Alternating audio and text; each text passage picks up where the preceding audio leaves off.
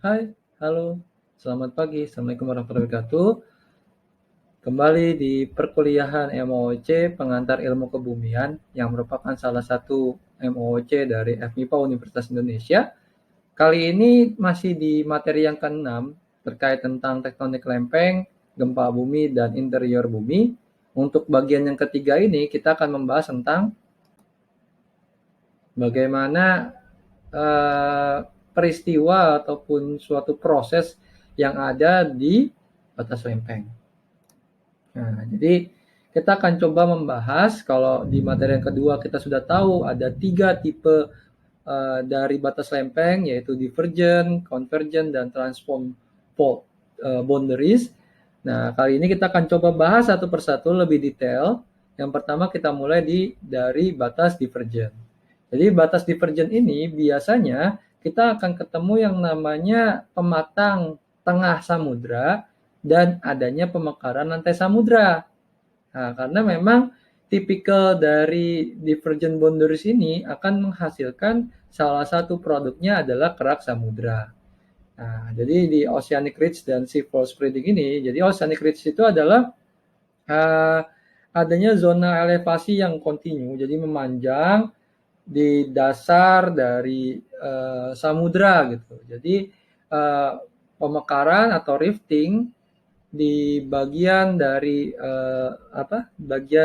si tengah dari kerak samudra ini yang kita bisa lihat sebagai pergerakan atau batas dari lempeng divergent. Jadi dia itu memekar.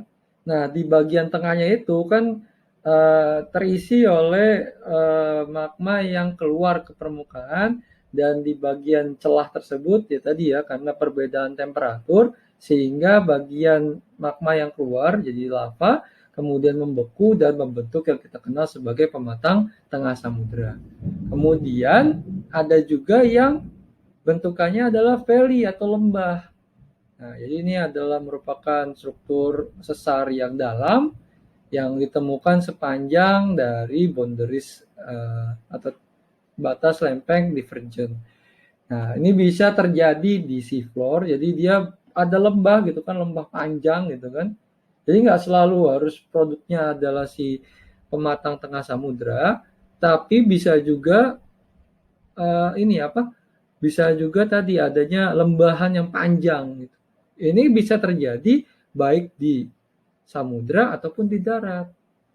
Nah, yang berikutnya ada pemekaran lantai samudra yang akan menghasilkan eh, kerak samudra yang baru. Nah, ini contoh ataupun ini kejadian yang terjadi di spreading center. Ini ya, tadi yang saya bilang ini adalah kerak benua karena kita tahu bahwa kerak benua itu lebih tua dibandingkan kerak samudra. Kemudian terjadi proses rifting sehingga ini ada yang muncul ya, jadi ada penipisan kerak di bagian di sini nih yang nantinya akan menimbulkan celah-celah baru. Nah, kalau di daratan nanti produk awalnya adalah si Rift Valley. Nah, kemudian dia makin mekar, kemudian muncul kerak samudra yang baru karena terus menipis dan lain sebagainya, dan nanti di tengah-tengahnya ini akan muncul celah-celah baru yang akan diisi oleh si magma ini, magma yang nanti cair jadi lava, lava yang nanti membeku menjadi yang kita sebut sebagai oceanic ridge. Kadang-kadang ditambahkan mid ya di awal dari oceanic karena memang dia berada di tengah-tengah dari samudra. Nah, ini untuk keterbentukannya. Nah, untuk yang continental rift ya tadi kita akan mengenal yang namanya lembah di bagian segmen tersebut. Nah, contohnya di mana? Contohnya ini yang paling besar yang pernah ditemukan di bumi dan sampai saat ini masih terjadi adalah di bagian barat dari Afrika. Jadi Afrika nanti di masa yang akan datang di bagian barat itu akan terpisah dengan Afrika secara keseluruhan. Karena dia terus spreading, tapi ya ingat ini ordenya orde waktu geologi ya, bukan setahun 2 tahun yang akan datang, tapi ya mungkin bisa jutaan tahun yang akan datang dia baru mulai drifting, terpisah. Jadi nanti Afrika Barat, mungkin Ethiopia ataupun Somalia tuh ya cuma jadi kenangan gitu loh. Maksudnya kenangan bagian dari Afrika secara keseluruhan, tapi dia jadi kesatuan. Dan mungkin bahkan dia akan menyatu lebih dekat dengan ke arah Plat Arabia di bagian baratnya. Nah, untuk batas boundary yang berikutnya adalah batas dari convergence. Jadi ada macam-macam nih ya. Jadi ada yang kita sebut sebagai zona subduksi yang terjadi ketika adanya lempeng benua yang menumbuk dari mantel di lapisan yang keduanya. Jadi ada macam-macam nih ya subduksi. Ada yang paling terkenal dan memang dikenal sebagai subduksi adalah si lempeng samudra yang menumbuk lempeng benua. Nah, karena lempeng benua massa jenisnya lebih berat dibandingkan massa jenis lempeng benua, karena kita tahu massa jenis dari lempeng benua itu adalah sebesar 2,7 gram per cc dibandingkan dengan massa jenis dari lempeng samudra yang seberat 3,4, maka yang bagian lebih berat dia akan melendut atau masuk lebih dalam atau berada di bawah dari lempeng yang lebih ringan. Jadi selalu lempeng samudra itu menumbuk menuju ke arah bagian bawah dari lempeng benua. Dan ketika terjadi tumbukan, maka di bagian daratan yang dia menyusup itu akan memunculkan celah yang mengakibatkan magma bisa naik ke permukaan. Nah, nanti produk akhirnya adalah salah satunya, yaitu yang kita sebut sebagai volcanic arc untuk kontinental. Nah, jadi ada busur-busur gunung api di bagian benuanya. Dan ini yang terjadi di beberapa lokasi, seperti di Chile, kita ketemu yang namanya Pegunungan Andes. Kemudian di bagian Indonesia juga terjadi nih di Sumatera bagian barat, Jawa bagian selatan, kemudian menerus ke arah Bali, Nusa Tenggara, Flores, dan nanti berhentinya di Banda. Itulah produk dari volcanic arc. Nah, tadi ada kaskade, itu cascade itu ada di barat Amerika, itu juga sama di mana lempeng Pasifik yang menumbuk dari lempeng Amerika Utara, dan ada juga di Sierra Nevada yang lebih utara dibandingkan kaskade. Oke, ini untuk yang Oceanic Continental Convergence Boundary tadi yang saya ceritakan bahwa ini adalah lempeng samudra, nanti dia menumbuk dari continental crust, maka dia akan ada yang kita sebut sebagai bagian subduction untuk si kerak samudra yang masuk ke dalam. Kemudian di bagian tengahnya ini akan mengaktifkan adanya aktivitas magmatisme sehingga menghasilkan yang kita kenal sebagai continental volcanic arc. Tapi di bagian depan ini akan kita ketemukan sebagai sebuah rendahan atau palung ya di beberapa lokasi untuk sebagai kompensasi ya agar proses ini bisa terjadi dengan baik di sana.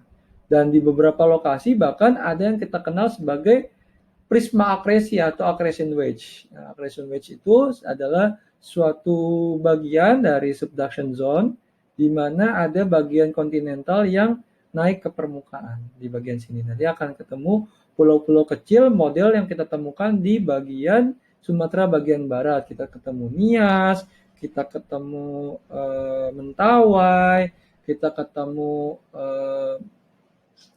Mentawai, Nias, kemudian juga ada beberapa pulau lainnya yang ada di barat dari Sumatera. Yang berikutnya adalah batas lempeng untuk oceanic dengan oceanic. Nah, kalau oceanic dengan oceanic biasanya bentukan akhirnya adalah adanya palung biasanya. Jadi dia tidak ada yang naik, jadi dua-duanya melendut ke bawah atau masuk ke bawah.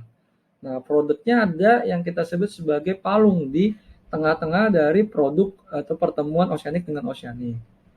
Nah, tapi nanti kita akan ketemu adanya semacam proses semacam proses magmatisme juga di tengah-tengahnya.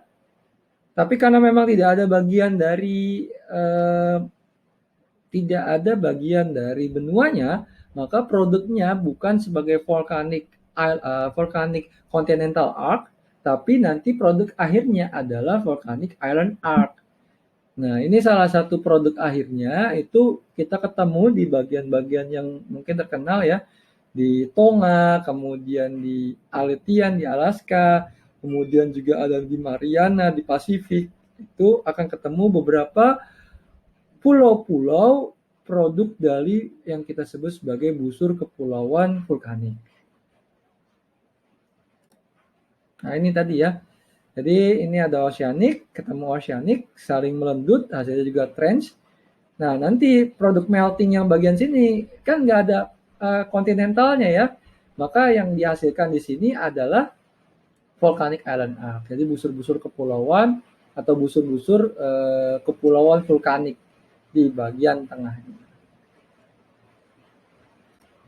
Kemudian yang berikutnya adalah kalau seandainya tadi kan adalah melibatkan lempeng samudra ya. Nah, kali ini kita tidak melibatkan lempeng samudra, tapi ini adalah pertemuan antara lempeng sama benua dengan benua. Nah, biasanya nama akhirnya bukan subduction lagi atau bukan subduksi lagi, tapi lebih dikenal sebagai kolisi atau collision. Nah, kolisi ini akan menghasilkan zona-zona sutur atau zona-zona jahitan dan yang kita kenal sebagai pegunungan-pegunungan non-vulkanik. Nah, contohnya apa? Contohnya yang paling terkenal adalah di pegunungan Himalaya. Indonesia juga ada sebenarnya untuk produk sutur ini atau produk kontinental dengan kontinental atau benua dengan benua atau yang kita kenal sebagai peristiwa kolisi. Adanya di mana? Adanya di pegunungan Jayawijaya. Jadi pegunungan Jayawijaya itu adalah produk dari subduction antara lempeng Australia dengan adanya bagian mikrokontinen di bagian utara dari Australia. Produk akhirnya adalah pegunungan Jayawijaya. Nah, ini tadi ya. Karena tidak ada bagian dari lempeng samudra yang menjadi bahan bakar untuk pembentukan dari proses magmatisme, maka tidak akan ada yang namanya produk volcanic arc di bagian kontinental dengan kontinental atau produk dari kolisi.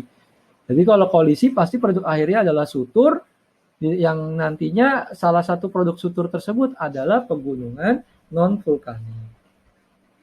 Kemudian yang bagian terakhir, ini sebelum kita ke bagian yang terakhir, ini adalah bagian dari kolisi antara anak benua dengan benua Asia. Jadi ini di 71 juta tahun yang lalu, dia masih ada di bagian selatan, kemudian dia berputar ya sedikit, ini di umur 55 juta tahun yang lalu, kemudian ini 38 juta tahun yang lalu, dan terus bergerak, ini 10 juta tahun yang lalu yang warna kuning ini, dan ini adalah India pada saat ini. Dan ingat teman-teman bahwa ini karena bergeraknya sangat cepat, maka nanti produk akhir dari suturnya adalah pegunungan yang sangat tinggi. Dan akhirnya kita tahu bahwa pegunungan tertinggi di dunia atau puncak gunung tertinggi di dunia adanya di utara India. Ini ya tadi ya bagaimana India terus bergerak. Ini adalah continental shelf-nya, ini oceanic basin. Dia akan ada beberapa lokasi menghasilkan melting di bagian Tibet ya, makanya kita akan ketemu beberapa continental volcanic arc sebelumnya. Tapi karena dia bergerak cepat, maka di bagian-bagian tersebut airnya tertutupi menjadi sutur dan ada produknya. Karena ini adalah salah satu produk awalnya adalah volcanic arc di bagian Tibet, makanya nanti ke teman-teman akan ketemu yang namanya plateau dari si Tibet. Produknya vulkanik, makanya di sana. Tapi sudah berhenti karena terjadinya peristiwa kolisi yang menyebabkan plateau jadi terbentuk secara otomatis setelah peristiwa kolisi ini.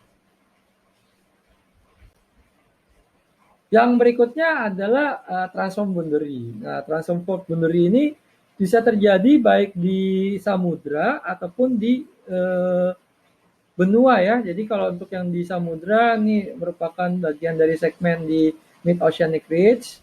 Kemudian di beberapa lokasi dia akan berbentuk sebagai paralel secara directionnya.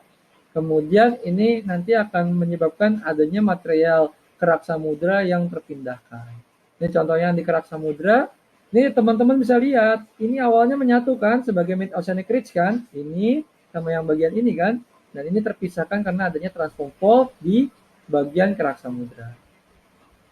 Demikian, ini adalah akhir dari perkuliahan di bagian materi yang ketiga ini. Silakan kuis di di emas ataupun di idol. Kalau misalnya ada pertanyaan, silakan ditanyakan di kolom komentar di channel ini. Terima kasih. Sampai ketemu di chapter selanjutnya. Terima kasih.